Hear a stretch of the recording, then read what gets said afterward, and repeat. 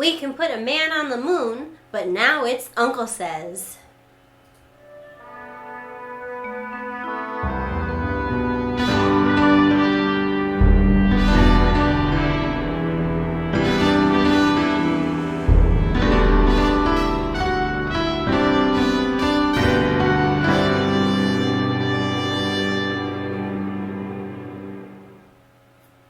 Hello and welcome to Uncle Says, our weekly podcast discussion of making videos for YouTube from China.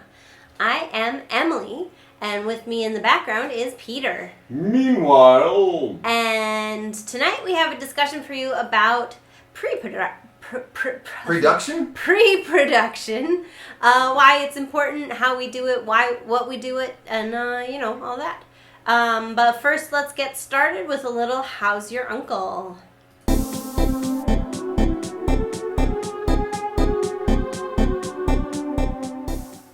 All right. So this last week at school, because I am a kindergarten teacher, the kids came in on Friday. They had little chicken eggs, mostly chicken eggs. They had eggs. And they were all carrying them around so proudly, and I asked another teacher what they were doing, and she said they were pretending to be a mama chicken, and if they were careful, like a chicken, and took care of their egg, maybe a chicken would hatch. But mostly the reality of the day was the kids just dropped their eggs throughout the day, so all the teachers were cleaning up egg off the floor all day. It was hilarious. And it kind of reminded me of when they give teenagers sacks of flour to care for, because, if you have sex, you'll have a baby, then you have to carry flour around everywhere or something. But I'd only ever actually seen that on sitcoms. I don't actually believe that happens in real high schools. Although if you know differently, tell us in the comments. But this was not about having a baby. This was about being careful like a mama chicken. And it was very funny. The kids were so proud of their eggs, but then they weren't really upset when they got broken. So I was kind of expecting more people to be upset, but they weren't. They were just like, this egg broke. How careful are mama chickens usually?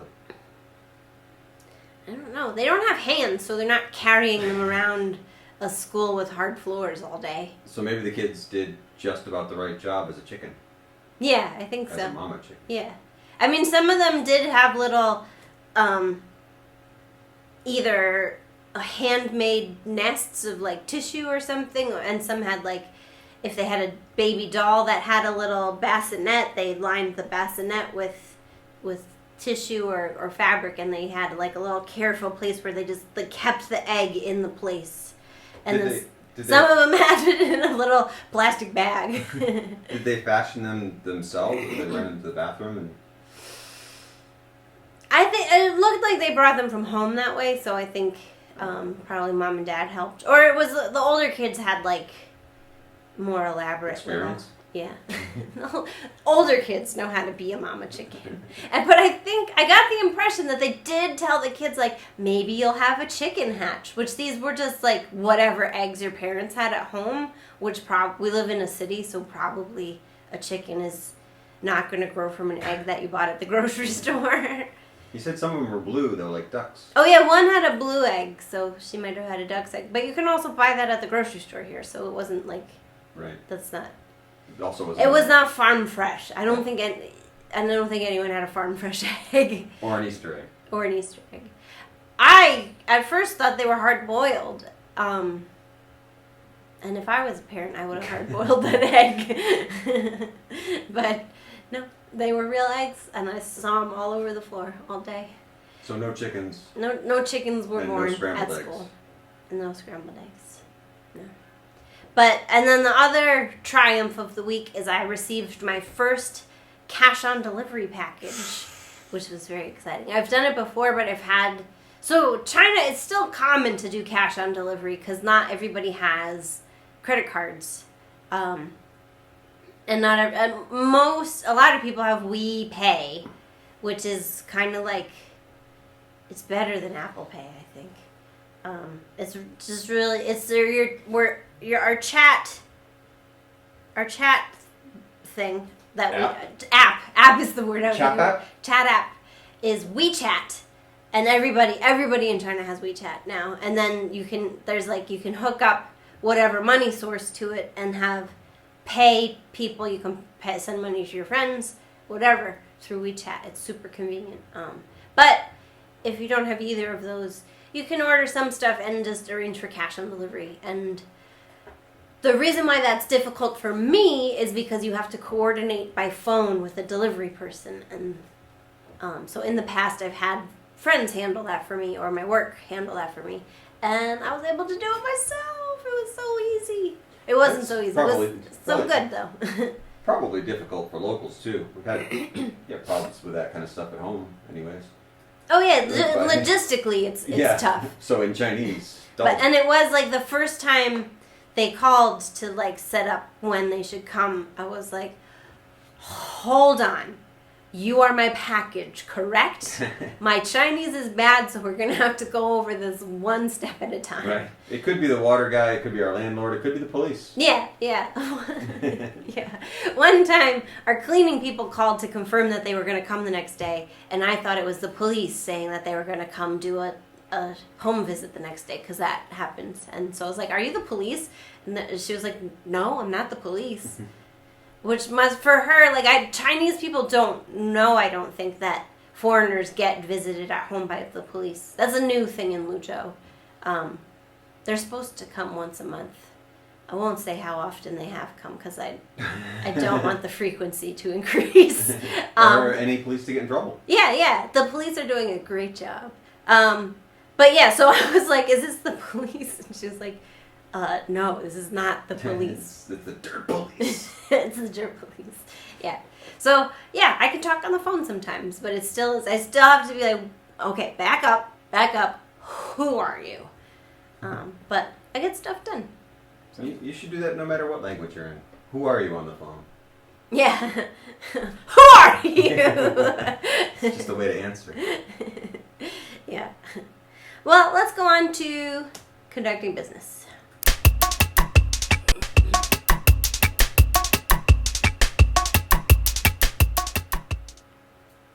Our channel is really growing. We just passed 100 a few weeks ago, and now we're at 140 as of right now. And part of that comes from something we'd been avoiding because we thought it was like kind of a cheesy grab for subs for subs, but there's some networking groups on YouTube and on Facebook. Is that correct? Yeah. That Peter has started joining, and some people do come and they're like, hey, I'm on your channel, why don't you check out my channel?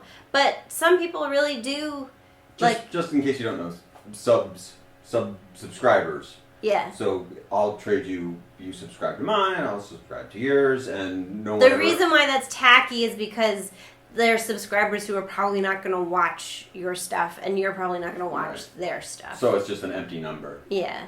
But it looks good on your page to have more subscribers, so people will just lie and sneak their way into getting hundreds of subscribers. But as Peter has found, there are real networking groups full of people who are really like interested in what other YouTubers are doing, and who themselves are also doing interesting things. So that's been a really pleasant thing to discover. Yeah, we met a couple of nice people out there.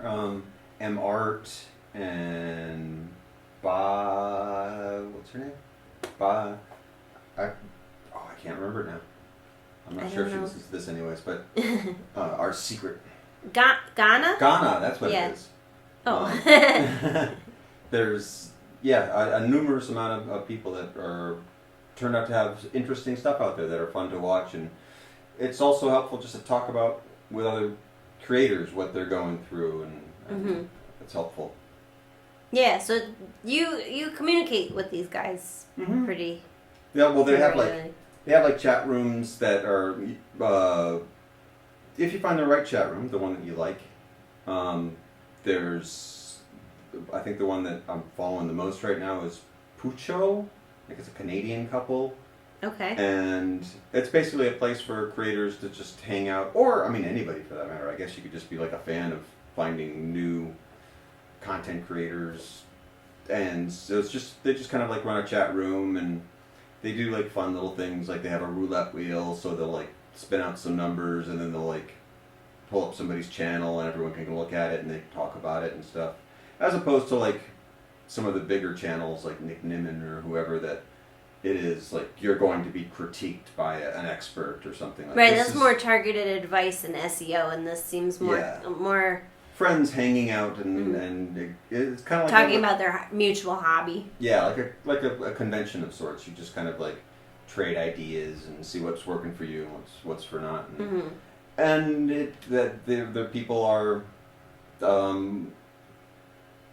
it's more of an interesting place than just a sub for sub, because you're actually like going to people's site and you're finding new people, looking at their work, commenting on theirs, maybe subscribing to it if you want. Like, it's not a necessity that you have to do, so it's kind of a safe community, I think.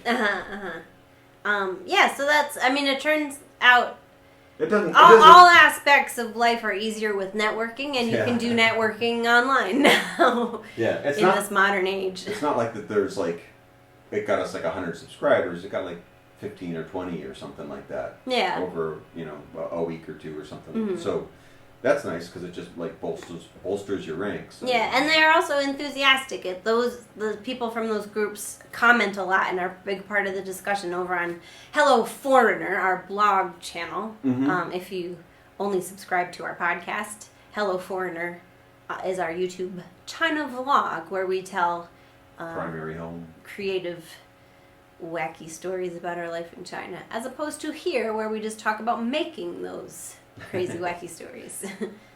But yeah, so that it's exciting to have passed that milestone, and then it's exciting to see the growth go so quickly after 100. Yeah, because once that popped up, and with the videos that we're going to talk about later, it just gave us a nice little boost of like sometimes a subscriber or 3 a day, and usual views, but we'll talk about that a little bit later. Yeah. So let's go on to Homeschool Film School. Homeschool Film School, all right.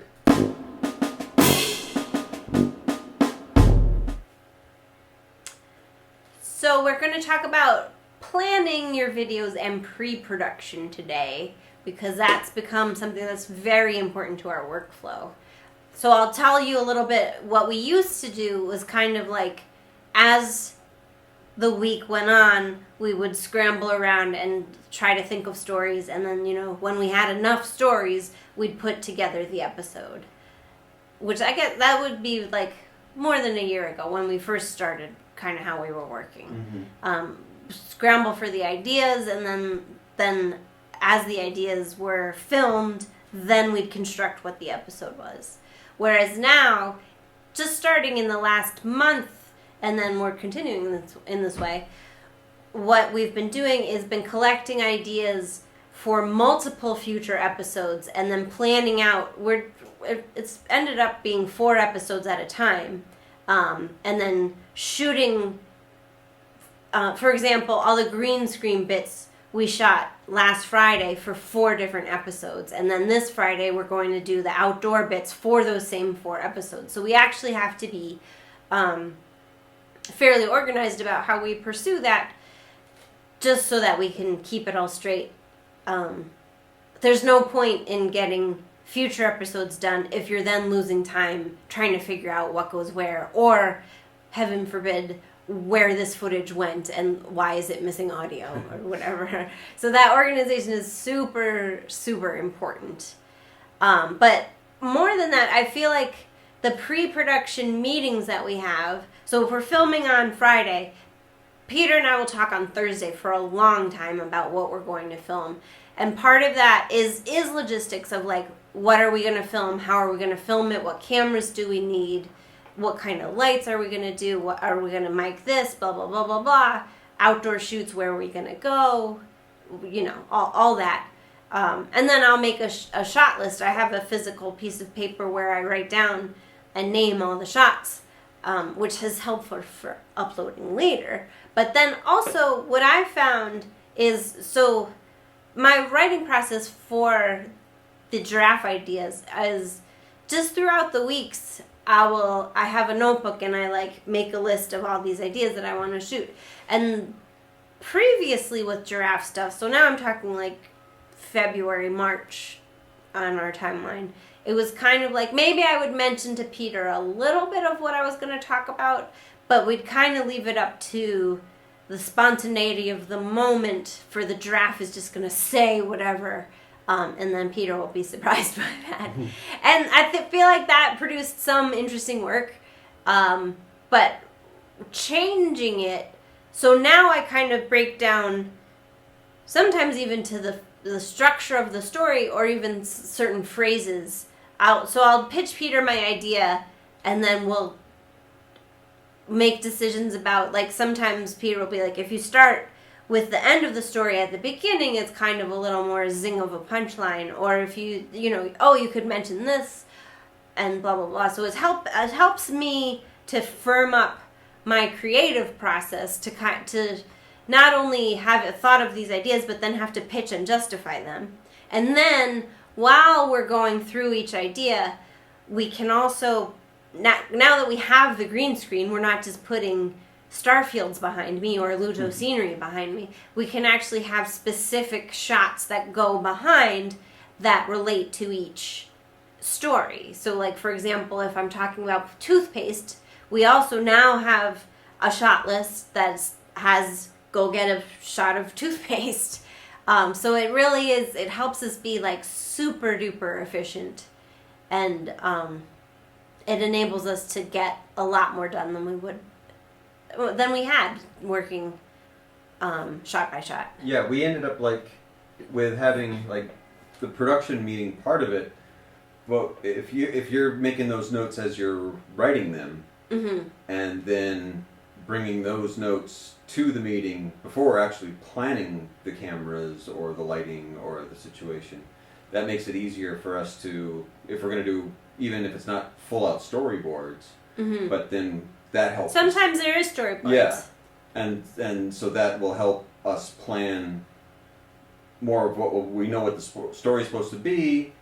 You can give me the idea, then visually I can take for that. I'm like, well, what if we take some footage of this or some footage of that, and then we can go, okay, so we're going to need this kind of camera, and we're going to need this kind of light. No, we need 2 cameras, and we'll do one outside. We'll save that one for next week. We'll do that one outside. We'll do this one inside this week. So it's a whole process that leads up through before we actually even get started. And then that makes the next process of actually, let's get filming super quick is what we're finding. And I think it means, too, that when we're starting with something that's more fully realized before we even sit down to film, that there's a lot less of, like, finding it in the edit, which, again, that work was good.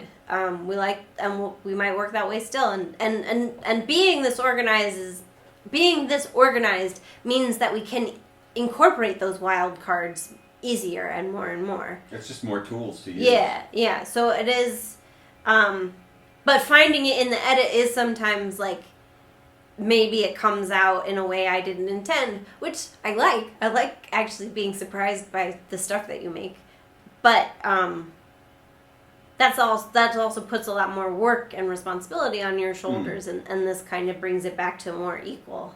Well, yeah, I would say that, like, division of labor. I would imagine in any situation where, like, if you're working with actors and one of them pulls out a little bit of improvisation that you weren't expecting as a director or as the writer, and they surprise you with it, then that's a bonus. Yeah. And you don't want to have somebody doing nothing but improvisation, and then your whole idea goes out the window. But it's a nice tool to have. Yeah, and it means all around that we can be more efficient. And because I would say, for example, I don't know. I don't have an example. But so I'll tell you about last week's schedule. We spent from makeup and setup and filming and breakdown of our set was only about an hour and a half, whereas that had been taking like 2 or 3 hours. And we'd had spent the day before to a couple hours, I feel like, just talking about what we were going to shoot. And that build and breakdown was including, like, not just the lights and stuff, but also like makeup and wardrobe. Yeah. a little video game playing. So it's a lot easier, and I would guess that for editing purposes, that helps you get right down to work. Yep. Everything's all once you upload and put the numbers on everything, then I know I can just like drag it into the field and start cutting rather than like poking around and going like, all right, so we did 12 takes of maybe usable stuff, right? And then I have to like cut through and be like, I'll use a little bit of this one and a little bit of this one and maybe that one back there, and then tape them all together.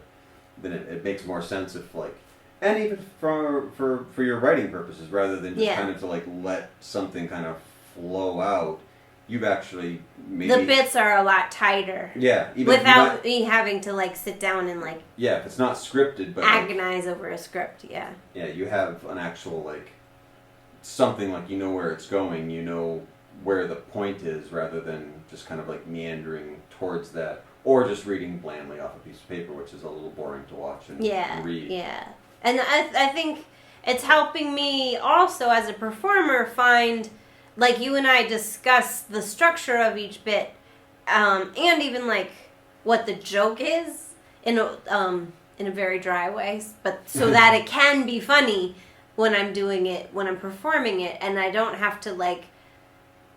It's like I said, it's a lot tighter. I'm not searching for words. We're not doing multiple takes. I think we did one take. We did all the bits in one take last Friday, except for one where you were like, try it like this, and then that one was 2 takes. And that was for 4 episodes. Yeah, and that's 4 episodes worth of material. Easy peasy, all done. Stay tuned. Yeah, and then we can just relax, for the rest of the month. That's not true. We have other stuff to film, but and something that I've been working with.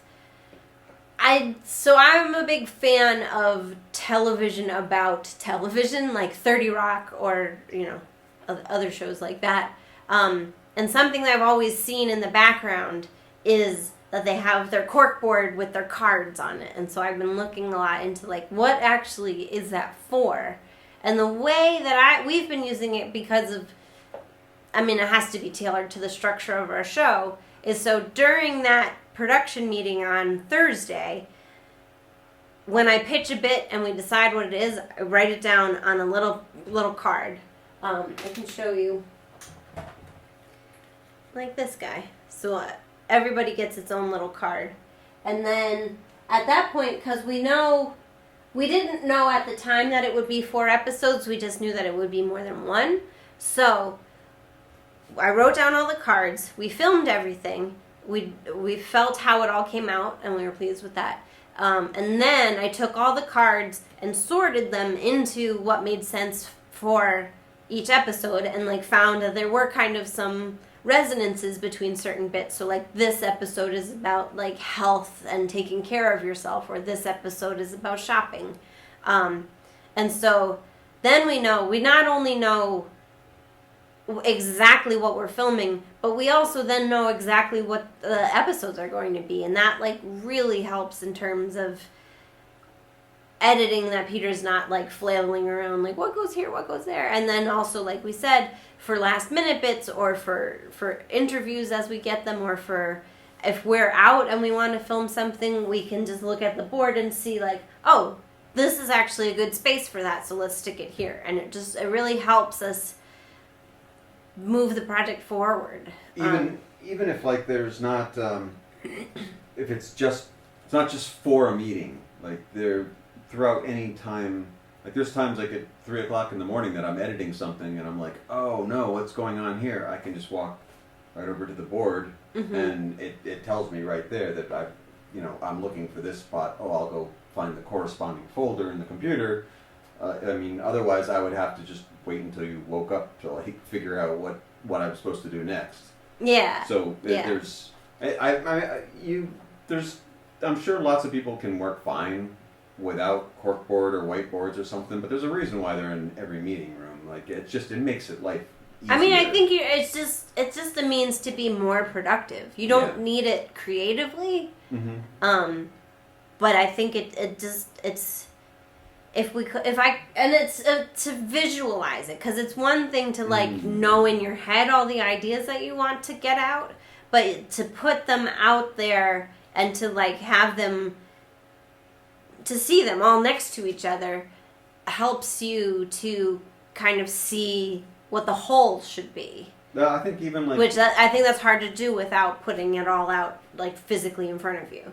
Even, like, with something, like, I was surprised, and you can probably speak more about this as a writer, but to find out that novelists actually plan out, like, with a wall of their cards, their plot lines, their stories, where the chapters happen, are all little cards, or, you know, however they each would work. But, like, to find out that, like, a book is being put together with a wall full of cards was a mind blower. Yeah, I mean, I've never worked like that myself. I've never published a novel, but yeah, I can see how, like, because it's a lot to juggle when you. But where it helps is where you have like a lot of moving pieces of like, I have this plot doing this and I have this plot doing this. When do they coordinate? It's I think where you get into the need for this kind of organization is when you have more than one through line that you want to maintain continuity. Do you know what I mean? Yeah, and I would say that that's one of the things. Like, she can't go to the bicycle store until her tire pops, but we want him to meet her when the tire pops, and before he meets her, this happens, so, you know, then you can lay that all out and then see, like, oh, okay, then this has to happen in chapter 2, and this happens in chapter 5. And I would say that that is one of the drastic different things that we have than, like, we're calling ourselves a China vlog. Because what do we define ourselves as? I mean, you know, there's not a good term that a lot of people can easily recognize what it is. So, in that sense, it is a vlog. It's sort of our daily, weekly life. But we're not really telling it in a linear fashion. If it was just a straight vlog, then that means I grab my camera in your perfect, you know, Casey Neistat way. You have it next to your bed, you wake up, you go get coffee, and you walk towards the door, and you put on a t-shirt, and you walk downstairs, and you get on your bike, and you take all that stuff when you get home, and it's all in a row. You download it all in a row. You edit There's it all in a row. There's like a temporal connection. Yeah, you don't really have to this story happened chronologically, now I'm telling it to you. Right. And what's so different about what we're doing is that we're more like, we keep calling it like a more Sesame Street, Monty Python kind of way, where we're making these little compartments of stories that interject into they're like main skits, stories. But they're kind of true based on our life. Yeah. It's like skit vlogs. Yeah, skit vlogs. Which, I mean, the reason this workflow, the efficiency is a plus, but also I just hate working that way. I hate the pressure of, you could always be vlogging. Right now, is this a story? I mean, it's one thing to always have your notebook with you and write down an idea and save that for later. It's another thing to be like, oh, I'm doing this. This is a vloggable thing. Okay, get the camera. Oh, also get the microphone. Get this. Because I like filmmaking and I like writing and I like the work that we're doing. But I also like learning Chinese. And I also like playing video games. And I also, you know, have a job. So I need, for me, temperamentally, to be always dwelling on the vlog project, the vlog as a project, makes me really anxious. I hate it. So it just really helps me to know that, like, Thursday's our big planning day, Friday's our big shoot day, the weekend, if we go out and do something fun, we'll also bring the camera, and then Tuesday is our another planning day, which I don't need to describe to you because it's kind of boring, but like having these discrete, specific time instances just makes me feel better about life, and then, like, it takes the pressure off of, like, Wednesday I can, you know, do the laundry and do my Chinese homework and Why wouldn't you vlog your laundry? Yeah. That'd be fascinating. We vlog a lot about laundry, actually.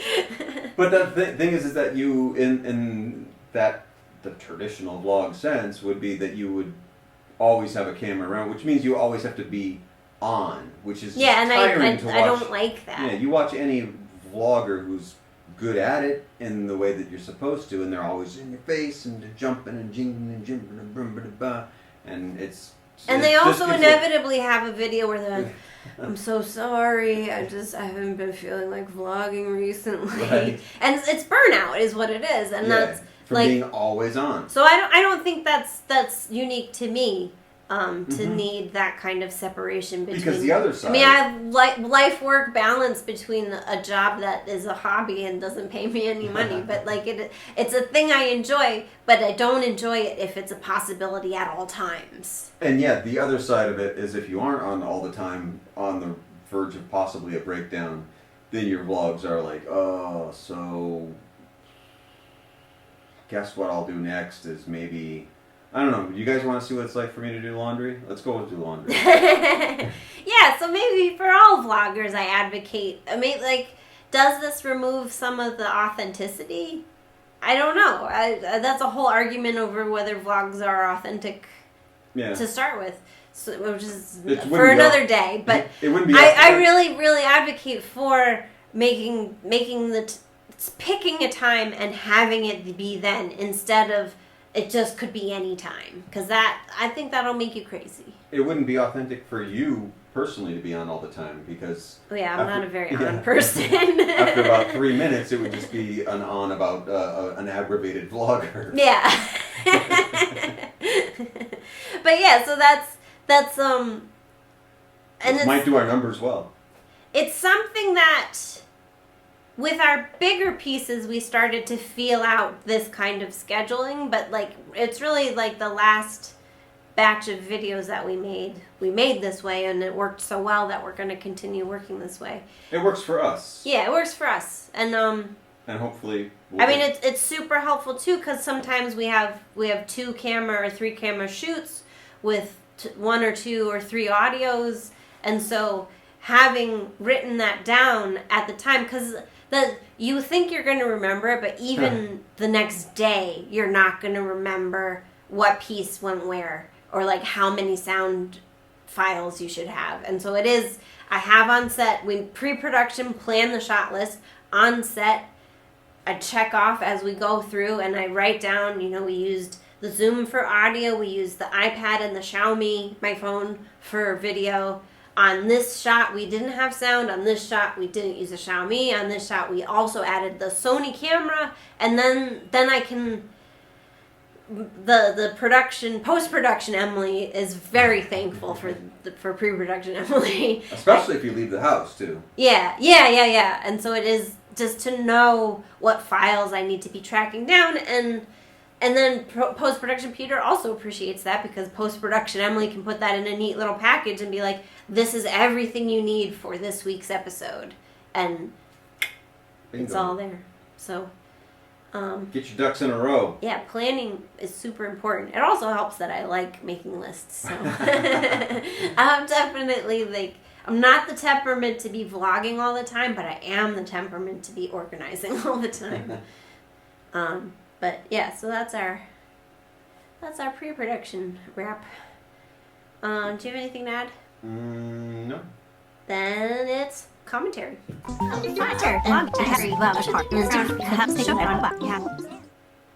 Today we're going to talk about 5 different videos. One of them is an older video that's still hanging out, that it's been up for a while, but we haven't actually gotten to talk about the making of it. And then we have a couple that Peter took some old library footage from our entire time having a camera in China, which is about 2012 to the present. He's made a couple of videos out of that, so we'll talk about those. And then we made a compilation video, and we'll talk about that too. But let's start with making art in China, which is now it's called Couple of Punks in China. Couple of Punks in China, which has been up for maybe 3 weeks. 3 weeks. 3 weeks. It feels like it's been up for way longer than that. But it was a video we made last fall, and that we reposted 3 weeks ago. And it is one of our kind of more free-form. I want to say stranger, but it is more free-form. And it just... we personally are interested in art and music and live music and performance, and so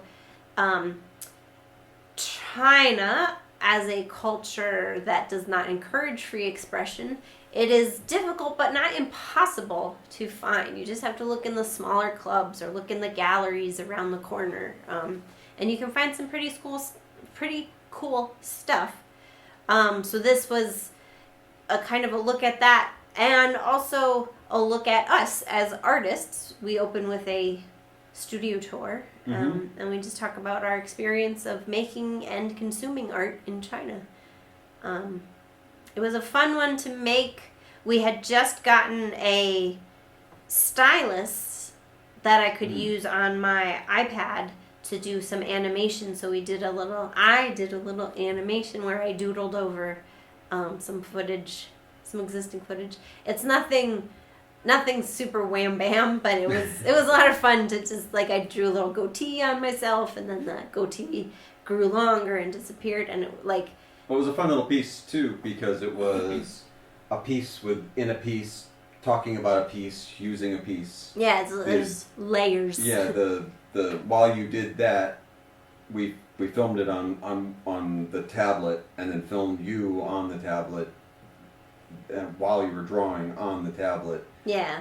But even more, and that was talking about, it wasn't talking about drawing on a tablet, it was talking about the Luzhou Museum and museums in general, which was something that was important for us to every city that we would go to was looking for, like, what's a Chinese art museum, and it all turned out to be artifact museums, which was the best ones were artifact museums. Yeah. Actual art museums are not super great. Especially in our part of the country. I think Shanghai has some high quality, world class art museums. The big city ones. But even like in Kunming, there was maybe a tiny little place that would have something, but and it was like that gallery was not even Chinese. I think it was like a Norwegian company. But not company. It was a gallery. Norwegian people had opened this gallery. The interesting thing about the big main city-owned, state-owned, however they're owned museums, is while there are historic, the art itself are artifacts. So there's a strange mix that we're not, like, I mean, rather than going to the Louvre and seeing the Mona Lisa, you're going to the Kunming Museum and seeing, a headdress or something from... It's a different kind of museum experience, which is something we weren't used to. Yeah. And then on the music side, we've gone to a lot of concerts over the years, so Peter put together a lot of that footage as kind of a through line of not quite, a little bigger than interstitials that like... But we didn't want to, of course, play the music of other people. Right. I mean, some of the bands that we showed are actually, like, recording artists that you could get flagged on YouTube. But just to be fair. We put the names in there and we put the footage just to show that you can tell by looking at them, like, there's different kinds of bands, pop bands, traditional bands, punk bands, metal bands, college bands, and stuff like that. Just to show that there's and they weren't easy to find. It took us years to put together a lot of those different concerts. Yeah. To find where they are.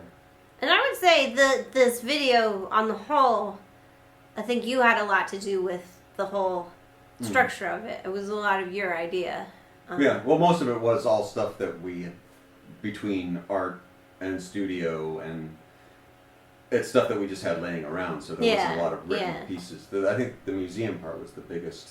That was my thing. But yeah, so it came out really well, and I liked it. Oh, and then the during that part too, when you were talking about museums, we featured our mystery painting of the 3 traditional women. Oh, that's right. That's right. Yeah, there is.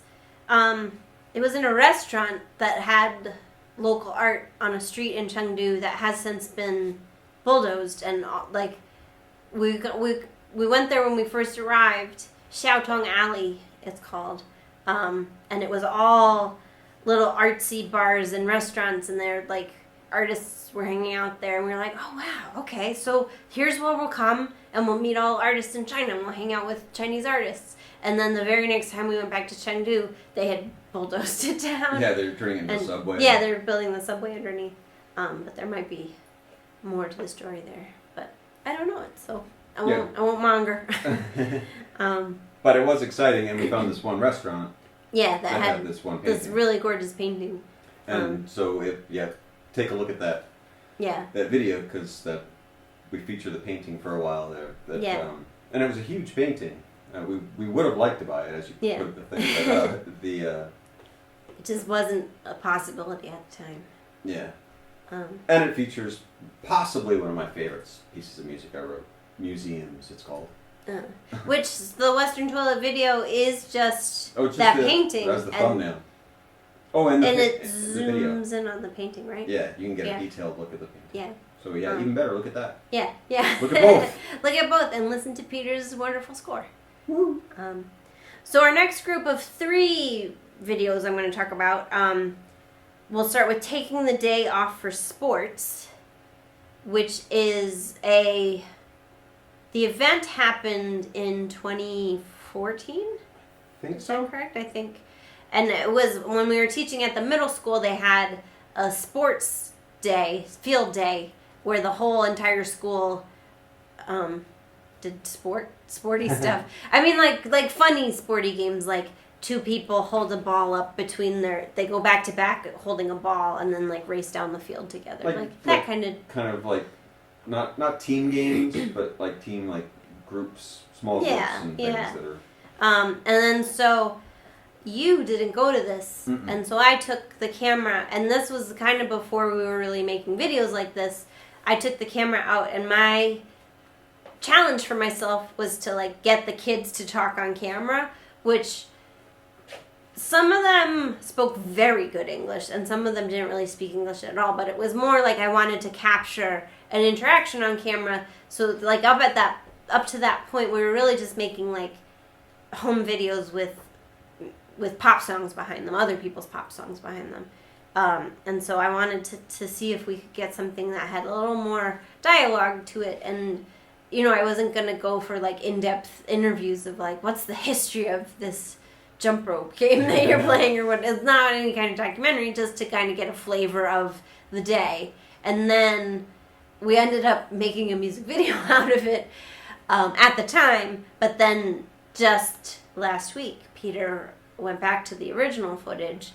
And because the original one that we had done was another person's song, a recording artist already song, and so we couldn't really use that. But we kept thinking what would we use this footage for? There's some good footage, and I mean those kids are now burned in our memory of our students and our friends now. So we wanted to do something with it, but when we kept going back to it throughout the years. And what could this be a part of? Yeah. Whereas I think it does make the most sense for it to stand on its own. Yeah.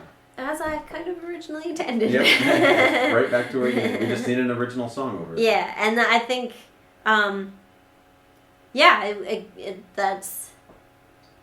it came out perfect. Yeah, it's fun too to go back and look at it and redo it now. I think now it's a finished piece, and so it's kind of neat to look at and just be like, oh yeah, those were the times with the kids. Yeah, and that the kids get their chance to just say their piece, even if it's just must. But I liked to get the chance to let the kids stand on their own rather than any kind of my voiceover explaining who they are, and I feel like there's enough context. You can tell these are high school kids fooling around on a sports day. Yeah, they get a day off. I mean, they're still on campus because that's where they live. Yeah. But they don't have to study that day, and they get to run around, so they're very happy. Yeah, they were having a great time. So I liked how that one came out. Taking the day off for sports. The next library footage video we put out last week was a remote. Peter and I have a disagreement over this.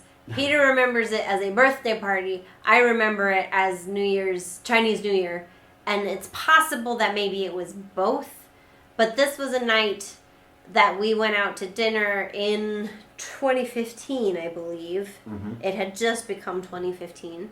And it was the year of the sheep. I do remember that. So this was when we lived out in the countryside, and we'd go out to this little suburb, this one street town, no horses.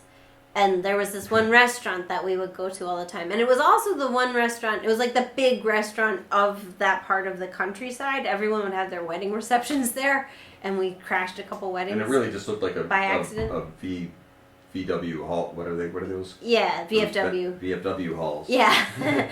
So it was not super fancy, but it was like it was like a tin the roof event and place. Yeah, it was essentially outside, it felt like.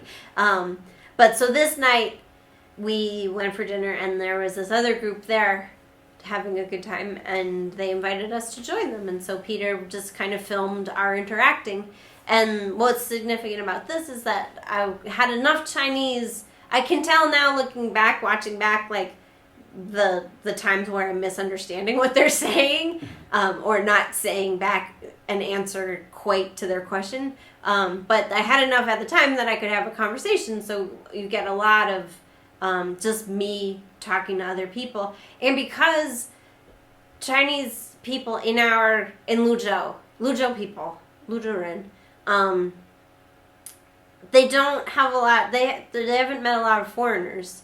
So they're always very interested to talk to us. And so just quite by accident, the way that we're talking is very interview style. Like they're asking me a lot of questions about who I am and what I do. And so it is kind of like, we have a little video of me being interviewed in Chinese, which is pretty cool.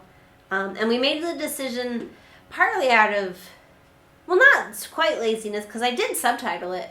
Originally. And then we took the subtitles off because you can either tell from context what's being said, or very often I translate into English for Peter what's happening. So the meaning is all there.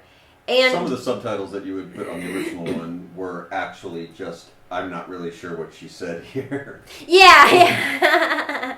And more, we didn't really need you, the audience, to have the feeling of like, it's not a hard-hitting piece of you need to know every word. It's more the experience of like this back and forth between two cultures. Well, it was a nice one to get to because it was, being Tainan was just, and when we say one street, it's like not even like 2 or 3 blocks long. It's like one block. And the side streets are not actual like, streets. Yeah, they're pedestrian. Yeah, like back markets alcoves. And so, and we were going there for a couple of years, almost on a nightly basis, because that was the closest place to eat. You're not going to eat on campus because you don't want to eat kids' food. Yeah. But so we would take a bus out there, and people would see us, and so everyone kind of got their own shot over the couple of years. To when they got close enough to us, maybe they were sitting next to us one night at dinner, or one night at barbecue, or one day for lunch. Mm-hmm. So many people would kind of, they knew we were coming back, so maybe they would be a little bit shy. Mm-hmm. And so these people had seen us a bunch of times. Yeah, they'd said over the time. So we finally, like, they were there at a party right next to our table. That was finally the time to be like, get over here. Yeah. Like, we've been dying to ask you kind of thing. They invited us to karaoke the next day, and we didn't go. Yeah. Which, I mean, is such a common thing, especially like out there. It happens in the city, our big city, which isn't Beijing or anything, but it happens enough where it was fun to finally get that as a regular happening. Like, that's what. Yeah. If you go out every night, that kind of thing happens just over and over and over again. Yeah, and it's never really anything upsetting. It's more like, and it doesn't even take that long. It's like sometimes 15 or 20 minutes that you're just kind of like, all right, well, thanks for having us. You know. But it was good to get that on film. Yeah, it was cool to film that, and then, I mean, what? So you did make kind of a clip show of that video at the time. Yeah. What would you say is different? Are there other differences? The music between... again. It was the same thing as the other one. We used some, I forget who, but some other music on top of it. Okay. And is the edit different, or it's just only slightly? I think I used a little bit more. I could clean it up better. Maybe I don't know. Okay. It was mostly no subtitles, little cleaner edit, and original music. Okay. So this is kind of like a remaster. Yeah. And re-songify. Right. Well, yeah, everything about like what we do now is we don't really want to put anything that's, especially with YouTube the way it is now. Yeah. And we've already talked about this. We have the ability to make all of our own stuff, so there's no excuse for us to put anything that's old just because we don't want to remaster it. Like, if we've used somebody else's song, it's now time. If we ever want to use that footage again, redo it, put a new song in, or whatever it is. But the point with this and the next video after this is that this is sort of the end of our footage of leftover stuff that we haven't used throughout. We kind of talked last week about the state of the draft videos that we're kind of cleaning house on footage that we took from February on, and so we're starting a fresh cycle in that regards. And then so on the greater scale, Peter's looking back at all of our library footage, because inspired by, we got a new hard disk, and so we're setting up a new file system on the hard disk for storing our movies. Going back to organization. And so he's kind of going back. You've moved the library over, and this is a good time to go through that library and kind of dust off some stuff and say, oh, we didn't actually ever do anything with this. And so that's kind of what inspired this house cleaning. Yeah, it's good stories. Like we same thing. We weren't going to go back and do a new whole written piece for Sports Day, or for this birthday party / New Year's, or for the next one after that. Like, we just have the big. And they're not pieces that would really fit into what we're doing as a segment. Yeah. Without extra context. But there were good pictures and there were good stories that we just wanted to make sure that we use at some point. So it just made sense. Let's just make this really straightforward clip. And people responded to that, almost frustratingly for what they were, of the minimal work. Yeah. I don't want to diminish your contribution, but it was really easy. And that right away they got pretty high numbers and lots of positive comments, and that's great. It's great that you like it, but we worked really, really hard on this one. But your theory is kind of we can invite people in with this somewhat more conventional for YouTube, in that it's not overproduced and it's not any kind of experiment. It just is these scenes. That's what people are used to seeing on these home movie scenes. Yeah, that's what people are used to. Yeah. So then if you get to know us through those home movie scenes, maybe you'll like to see the entertainment things that we're making. Yeah. We hope. And then, so the last one in this series of library footage is my favorite city in China, which is Luzhou. That's the city we're in. So it's just... Eight years of footage from Luzhou. Yeah, and not even that much of it's not fully that period, but there was lots of little bits and pieces of things that were here's a couple minutes of footage of us hanging out with some people, or some couple minutes of us. So this one is real collage. Yeah, super clip show. Collage of just some great shots from strictly around Luzhou that was maybe we've used a bit here and there as interstitials or something like that, or maybe it was stuff that was wow, I just don't know what to do with this, but it's just too good looking. And so as we were going through all the stuff, the idea of, as we've hit 100 videos now, getting this together of establishing like you're saying, with getting people to recognize a standard vlog look, of a home movie look. Mm-hmm. We're trying to get people on board of who we are and who our city is.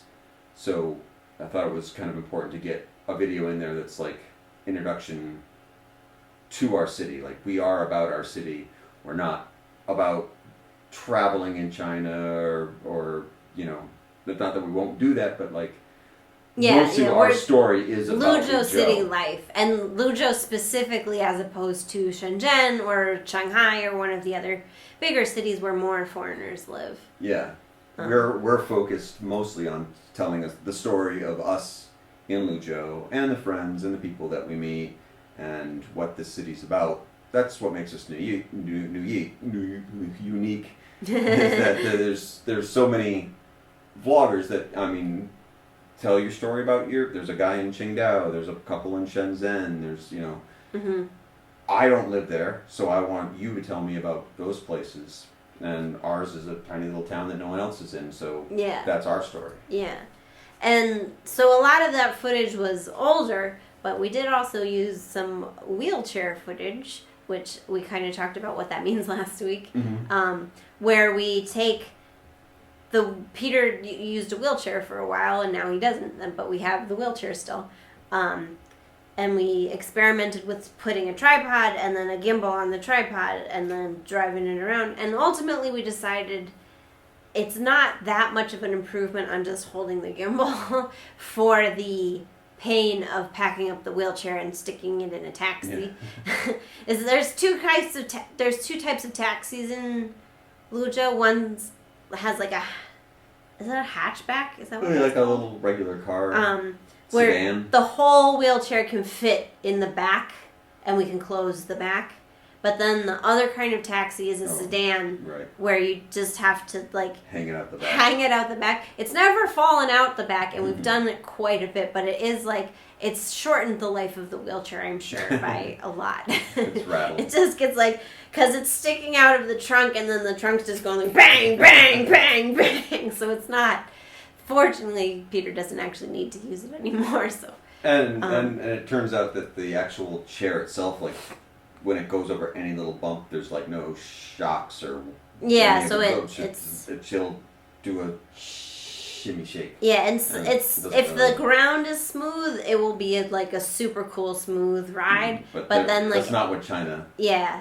The ground is never smooth. Our sidewalks always have like decorative stones and stuff in it. Yeah.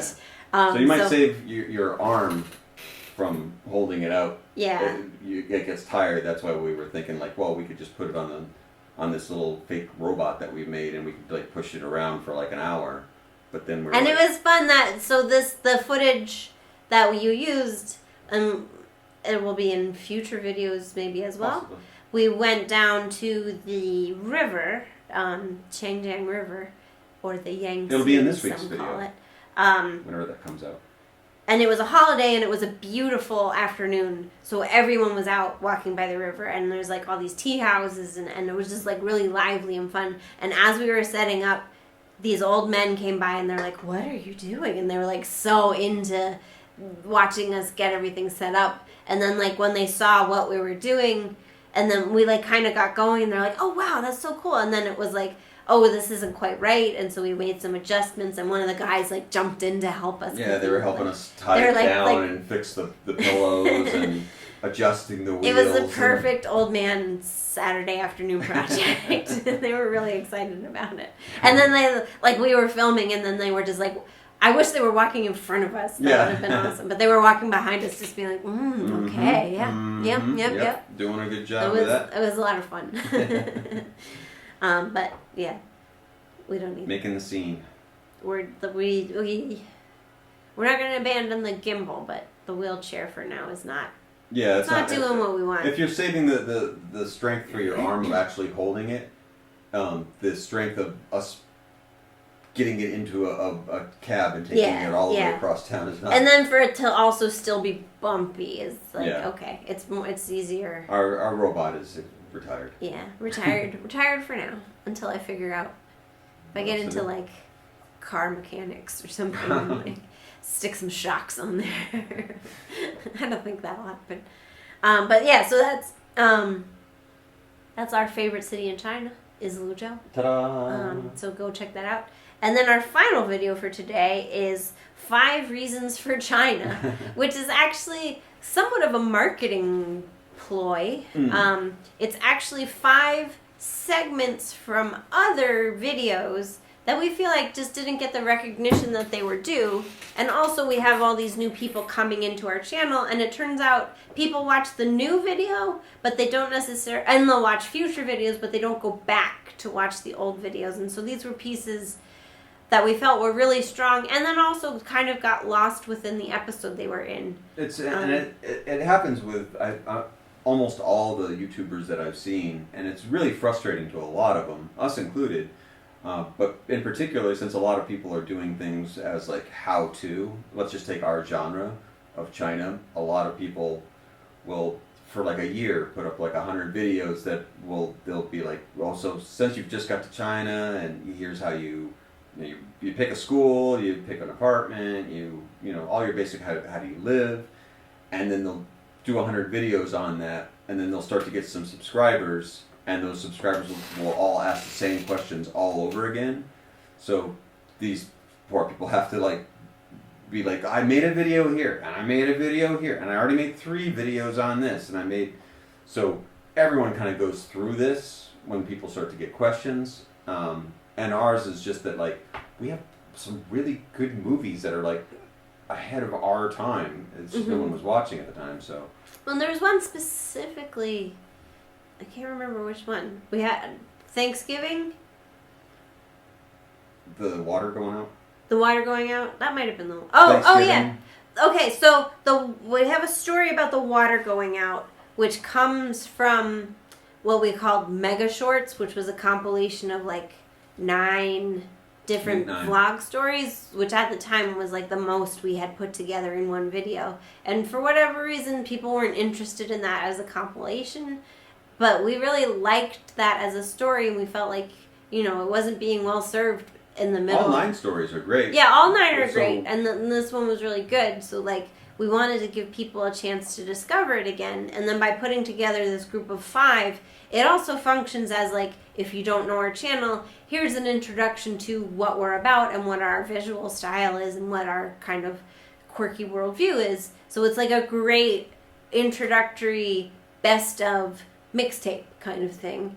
And then we also, did you make a playlist? Of the, we talked about this, and maybe this is my job. So we have these 5 segments that come from 5 different videos, and so yes, this is our introduction, but also go back and watch those 5 videos, and we're going to put together... in the description. Yeah. Yeah, and then on the video itself, there's a link. So to take advantage of the hypertext link nature of the internet, you can stay here, and this will lead you off on 5 different paths if you want. So hopefully it's functioning as an attractor for people to our channel to watch our old work. That's all we want. It's a little test to see how it works, and so far it hasn't been a week, and it's 236 at least. Which I wonder, we should look at the traffic to the old videos. Yeah, after a week or so, when the numbers come in, we can see if that actually worked. We can update you maybe if it's interesting. Yeah. If we have an interesting result. Well, if there's any other YouTubers out there, they might find that interesting too. Yeah. Don't redo your video. Just make it. Just put it up again. Well, one thing about YouTube too is also they don't want you to repost the same video. But that's. And for us, I wouldn't want to just straight up repost the same thing. That doesn't make that much sense. You could take the video down and then repost it or whatever. But there's also, if we're giving you 20% of a video, as it's like we're calling it like a mixtape or like a sampler. Anyone would send out these are 5 bands that we think you should go out and buy their albums from our record company or something like that. So go check out these other 5 videos. 'Cause there's lots of other good stuff inside of them. Because there was that one that got lost in the mega shorts, and then there was one, I forget which one, but we felt like maybe knowing what we now know about editing and story structure was not necessarily well served by the placement in the original video. Was that in this video? Yeah. There was... That was... Could have been any of them, really. Oh. I remember... I just forgot. I'm having a brain. We did edit the water one. The water one? We took a chunk out. Yeah, and then what else? Yield. Same. Yield! That's what it is. Yield for Chinese traffic or whatever. It's a story about crossing the street, and it comes at the end of its video, and we felt like people maybe weren't making it to the end of that video, and it is like one of our strongest pieces, we felt. So it was like, if we give it a different placement in this video, will more people see it? Right. And there's also that's the tough part, is that before you find your audience, which we're still trying to do, is we put it at the end because we want you to watch the whole video. But if you don't make it there, then you don't watch it. We could have put it at the beginning, and you might have watched the beginning of the video and then missed all the other 10 other parts that we put in. That's been a frustrating thing of yeah, and that's people decide. I think people have it ingrained you never watch a full YouTube video, and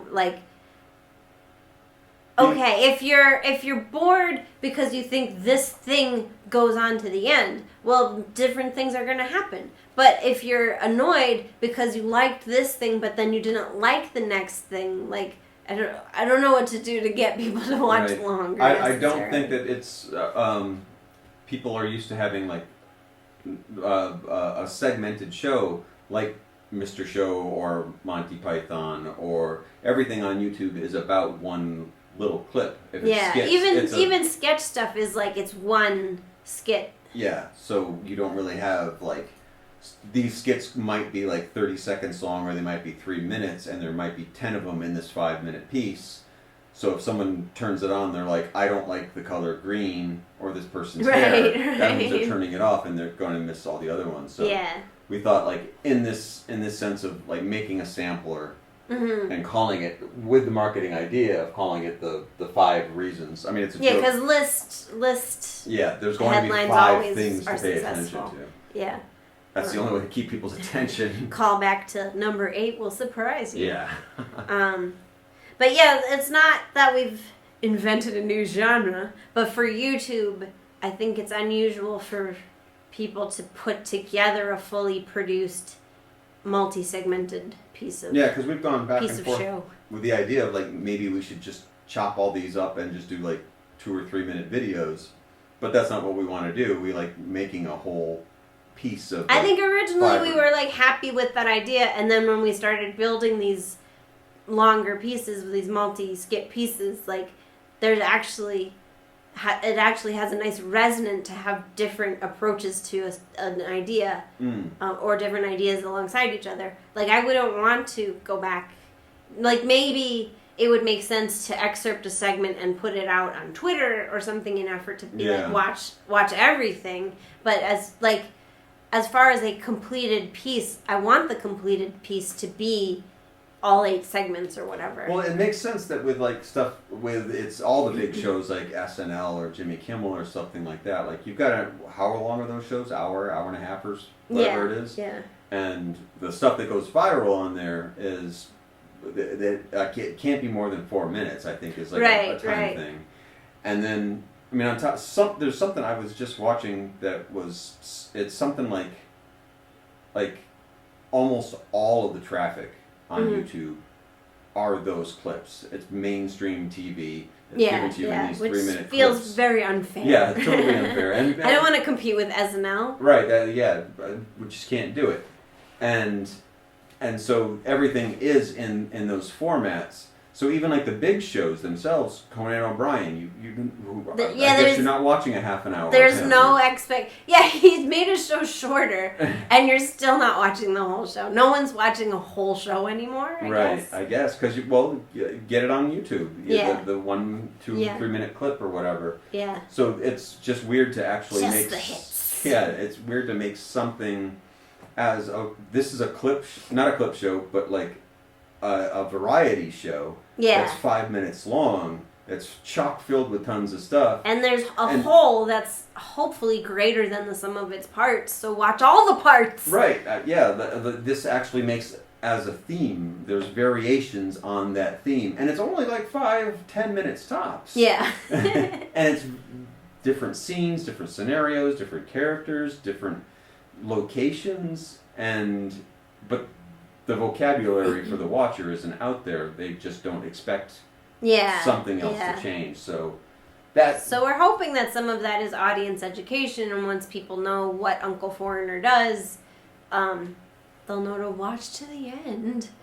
And who knows, maybe YouTube will self-change. There's a lot of people that are really upset with another thing I was just seeing that is Instagram. They've already done it in Canada, are taking away the likes and dislikes system. And there's a lot of talk, so should YouTube do it? And because people don't look at, they look at those numbers, and there's any reason why people have different reasons for hitting like or dislike. You could dislike somebody's hair, you could dislike somebody's music, you could just dislike, I don't like Thanos. Right. And so it's not really a fair way to judge. I don't like women. Yeah, I don't like women. Don't like Jordan Peterson. Yeah. So I don't like Jordan Peterson. I'll go on the record. It's a choice as to, like, you're looking at those numbers and thinking, like, well, everyone gave it a thumbs up or a thumbs down, so I'm not going to choose that. You're not choosing as a content. So it's not fair to anybody to really choose things like that.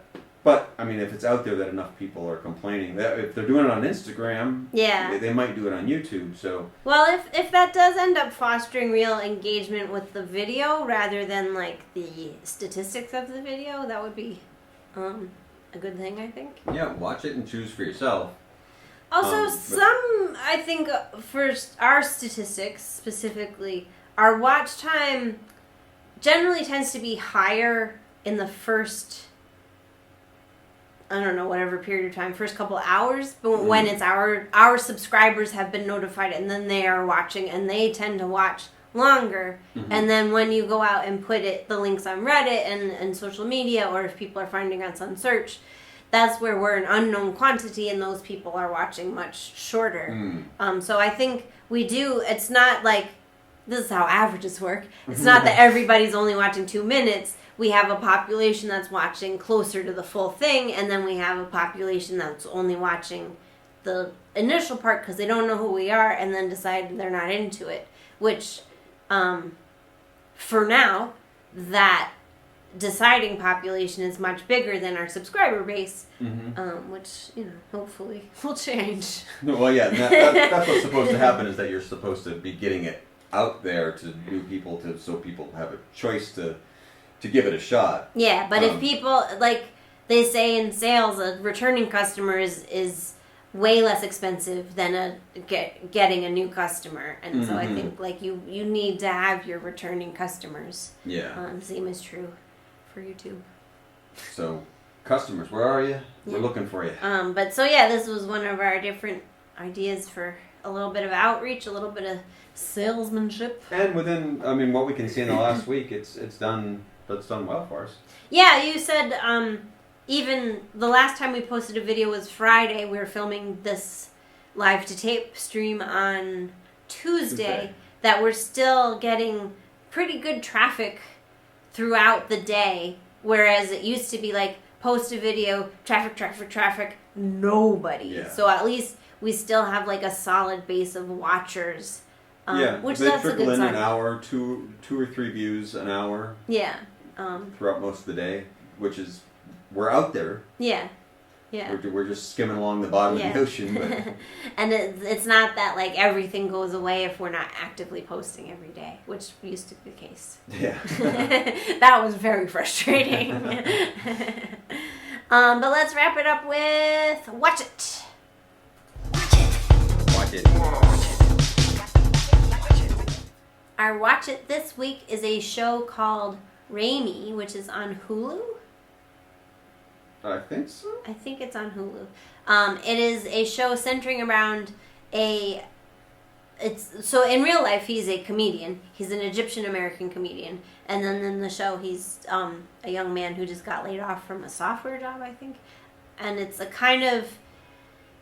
is a comedy, but it also, a dramedy with heart. I think I would say this is kind of an emerging genre of like comedian or author centered, not sitcoms that are like character pieces. Master of None, I would maybe call the genesis of this, where it's like definitely centered around a single person's point of view, and it tells multiple. It's not a workplace sitcom. It's no situation. It's just like following them through their life. And I think this one for us, he's Muslim. He's an observant Muslim who has questions about his faith, and he has a community that all engages with that faith in different ways. And for us, we're not Muslims, and I don't personally know many Muslims. I know some, but grew up very Christian society.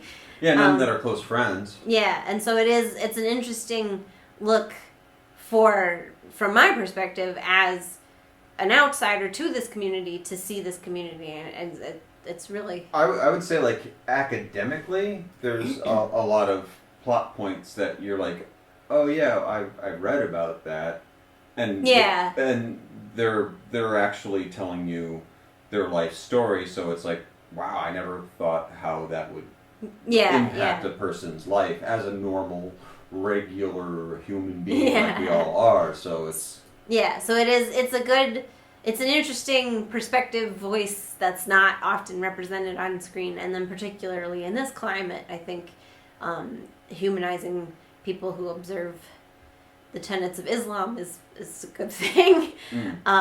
But also it's funny, and it's got heart, and it's like his friends are hilarious, and then his sister has her own journey, and his parents, are first generation immigrants, and they have their generational story. Yeah. Yeah. And you have all kinds of characters who haven't gotten representation on TV. In an entertaining package. Yeah, I don't want to lean too hard on the representation thing, even though I think that's like so important, but it's also very funny and very good. Well, it's an interesting thing too. Like Master of None is a good one. But it's funny because we listen to a lot of like podcasts and comedians that are in that group or around that group, or hang out with different kinds of other comedians who are getting their scripts and their ideas and bringing their stories from the stage to the screen.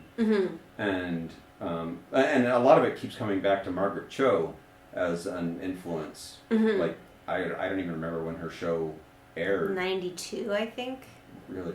All American Girl. Yeah, which was a jaw dropper at the time. Yeah. I mean, it wasn't terribly successful, but the fact that and she herself has issues with how Korean American families were being portrayed on as a and that was a sitcom. Yeah, flat out sitcom.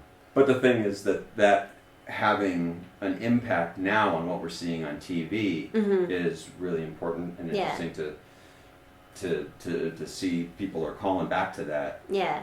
I guess a lot of these, because they're pretty young comedians. They must have had watched those as little kids, like rather than watching like Punky Brewster when I was a kid or something. They were watching Margaret Cho, which is freaking awesome. Yeah. And then it's produced by a company called A24, which is an independent film company. So a lot of talk is about is beautifully shot. It's very cinematic, and it is it's in New York City, and it is it captures the city really well, I think. And another behind the scenes tidbit is that it's produced by Gerard Carmichael, another producer is Gerard Carmichael, who was, I think, part of the writing staff as well, who he had a great sitcom. This was a sitcom a couple years ago called The Carmichael Show, which was a pretty open homage to All in the Family, but just with a black family at the center of it. And it was canceled after 2 seasons, 2, I think. Which was a shame. It was such a good show, Yeah. and Gerard himself is so funny, and then he just had a stacked cast of who was his family. David Alan Grier played his dad. Hilarious.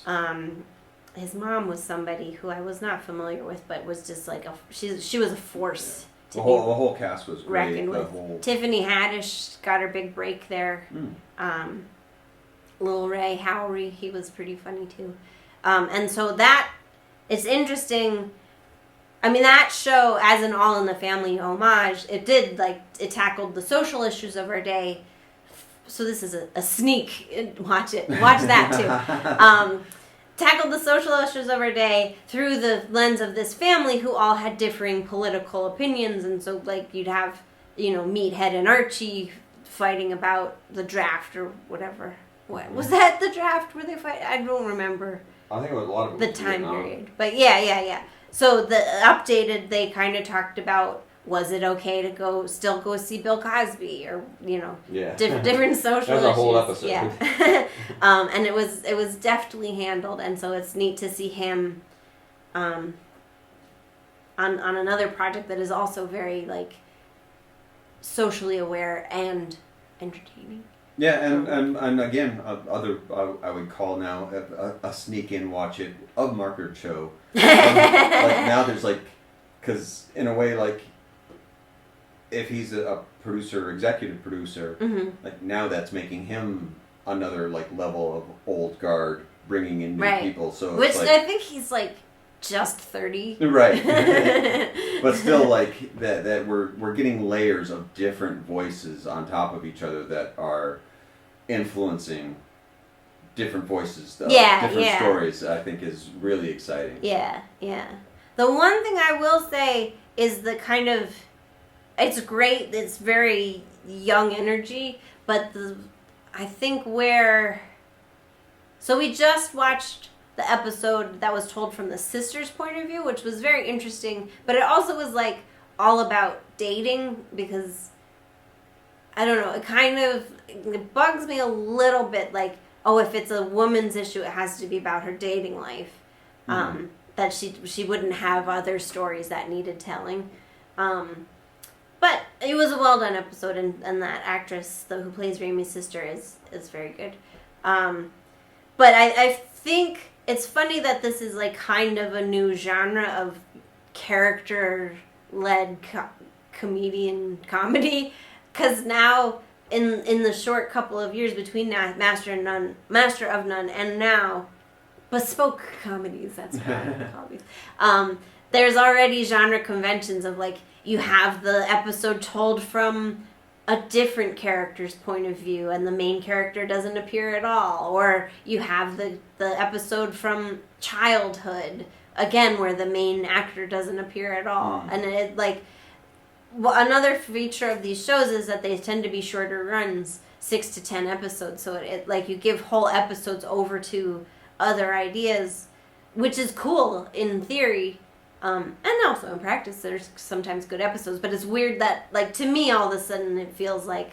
Well, I think there's those episodes were good, but they also felt like checking boxes of this is where we do the episode where we flash back to his childhood. I think that there's... Because it's kind of I'm sure there's other examples, but it's kind of like the template of Louis. Yeah, so maybe before Master of None, you did have Louis... Yeah. Kind of pushing that dramedy character study, bespoke comedy. But yeah, so we're not. It's supposed to feel genre exploding, but you're also. I don't know. And it's not that big a criticism. I guess I wanted to point out that I noticed something. And give a little shade to that the sister character only gets attention to do a sex and dating story. Because women do have more things going on in their life than that. I would say there would be, I don't know, something like Better Things that we've already covered. Where you are getting from a woman's voice in particular, or the let's see. But we have like one Pamela Alden, and we have 17 million. Guys. Right. It takes a woman's show. Yeah. To actually tell a woman's story. Yeah. Don't go asking the guy to tell you that story. Yeah. So Shrill, I'll point out, Shrill, is another woman's story about it's based on a memoir by Lindy. We covered that, didn't we? Lindy Weist, did we say? I don't think that we did. Oh. Maybe we did. It was about, and then she's a fat woman, and so it's about being fat, which I put it bluntly because the show puts it bluntly as a celebration and also an examination of how society looks at that. Spoiler alert, not nicely. But that's also, so we have like a lot of stealth watches this week. We'll call it Bespoke Watched. Yeah, Bespoke Watch. But Raimi is the one we're nominally talking about, and it's available on Hulu. That's perking up to be maybe someplace that's going somewhere. Yeah. I think they have I think it might be something like they're gonna have like some Marvel stuff on it, cartoons. Oh, you might be right. Something like that. So. Well, it's interesting to watch the development of streaming TV, because where streaming TV picked up was like, oh, we'll take all the indie stuff. We'll take all the super well-written stuff by not super famous people. And then each one has kind of, like Amazon canceled all its small projects, and they're only focusing on blockbusters. And Netflix, little by little, is getting rid of the smaller, funny stuff and, like, doing Norwegian murder mysteries. And, like, I don't know if Hulu... I mean, I guess that's where the money is. The money is in the money.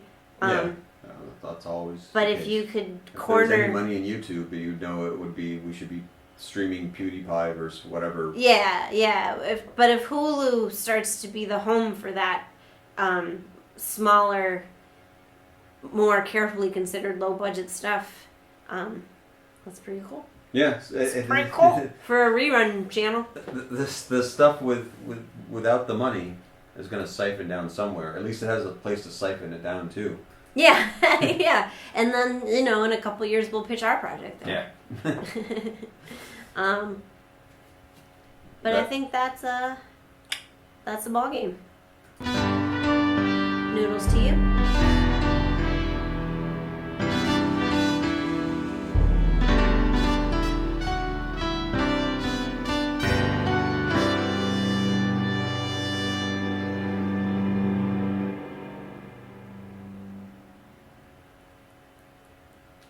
Noodles too.